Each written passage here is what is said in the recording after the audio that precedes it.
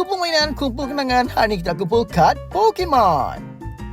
Okey, kita ada 2 set ni. Tapi untuk video hari ni saya nak buka satu booster pack daripada ETB. Jom kita lihat pack yang saya pilih adalah set ETB ni. Ada kad rare ataupun tidak. Harap adalah yang manis-manis. Okey, kita ada Amaura, Spinarak, Flitchander, Hippopotas, Luxio, Jacint, Meowstic. Dan kad terakhir kita hadir dengan wow! Pack pertama. Kita dapat ni first lah. Ada lagi. Ha? Ada lagi. Lagi? Oh. Ini Ray lah.